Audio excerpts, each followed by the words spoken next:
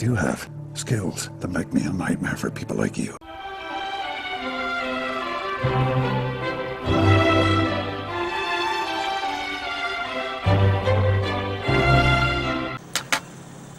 Okay guys, Official Information Act response from Auckland Transport. This is another one from Rick Bidgood. This question, I wanted to know, in the spot where we were issued an alleged offence, being parked on broken yellow lines even though there were white hockey stick markings pointing out that there's a car park there, what I wanted to know is how many other people were issued tickets in that same spot between September and January when they blacked them out. Reason being is because I actually still have footage from back in September when those lines were still visible. So this proves to me that it has been like that for at least 4 months, and would you believe no less than 4 separate wardens issued tickets in those span of 4 months there. And this is dated the 18th of February. Again, this is from Rick. It reads, Dear Mark, Local Government Official Information and Meetings Act 1987, CAS-957790-K9W4H4. Thank you for your email dated the 21st of January requesting information about infringements and parking wardens. 1. How many P107 infringements parked on broken yellow lines have been issued opposite Harvey Norman's on Ratanui Street, Henderson, between the 19th of September 2018 and the 13th of January 2019? Answer is 12 infringements.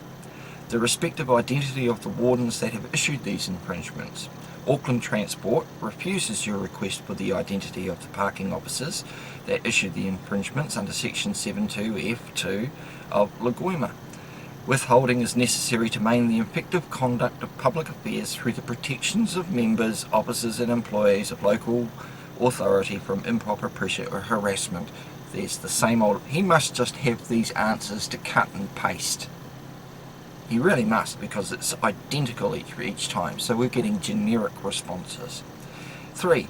How much money in fees and or fines AT have received for the above P107 infringements?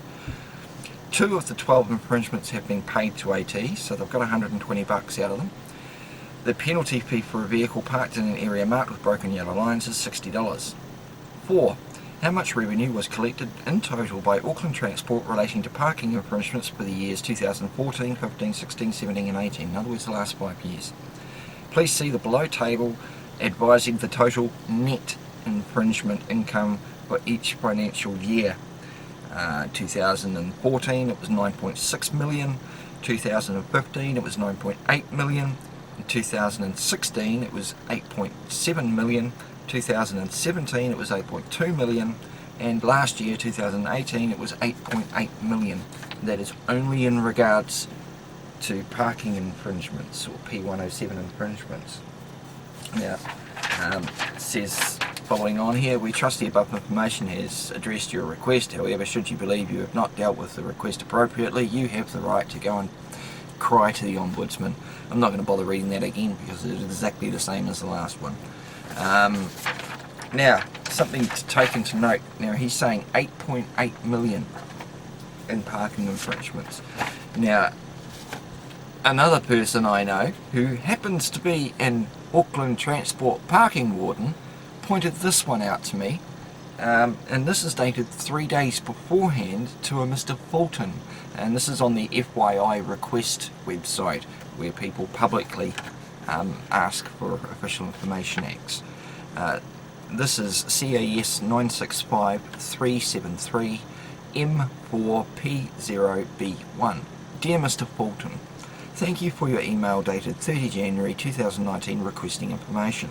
Between 1 January 2018 and 31st of January, in other words the year of 2018, 54,561 tickets were issued to vehicles for current license label not affixed in a prescribed manner. So because your label for registration isn't there or isn't fixed or could be half blocked or something, not viewable, you'll get a ticket. 47,260 warning infringements were issued for warning current license label not affixed. In other words, they gave out almost 50,000 warnings, and 54,561 live infringements were issued in 2018, $200 being the fee. So it doesn't take a brain surgeon to work out 200 times 54,000 is, well, we'll call it 1,100,000. Alright, so they made $1.1 million just on that one infringement type.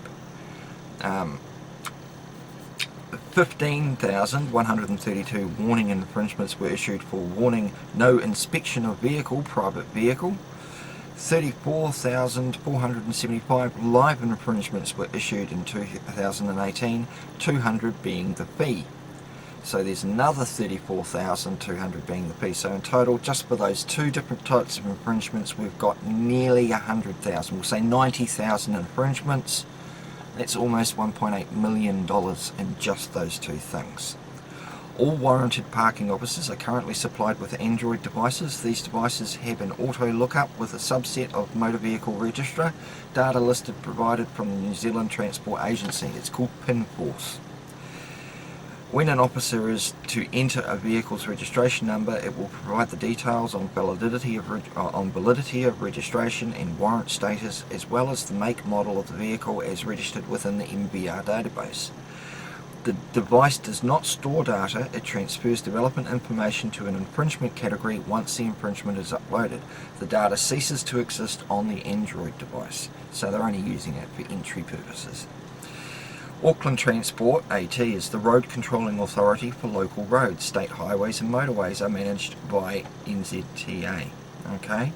So local roads only. They don't manage the highways or the motorways. That's NZTA, separate from Auckland Transport. AT is working through a project to enable similar license plate recognition cameras used by NZTA to be used in off-street car park buildings to enable faster transition through payment mediums. We trust the above information has addressed your request. However, should you believe you have not dealt with appropriately, blah fucking blah, Ombudsman. Okay, so again, by Rick Bidgood. So just in two types of infringements, almost $2 million there, and yet he's trying to tell me the net revenue collected was 8.8 million, and there's over 50 different types of infringement types. Now, what my friend who happens to be a parking warden also told me is that they actually made $85 million in parking revenue infringements, all types, and that last year it was 72 million. So it's a big difference. So it's very much in the way you word the question as to how much true information you're going to get back, or whether it's all compiled correctly. They will nitpick. It looks better if they're only giving you a certain amount of information instead of the whole shebang. Anyway, that's the end of that Official Information Act request, and it was a double whammy because I thought those two were quite relevant, given they were written 3 days apart from each other, and Rick Bidgood authored them both. Moving on, catch you soon. Bye all. Load it, cock it, let it go.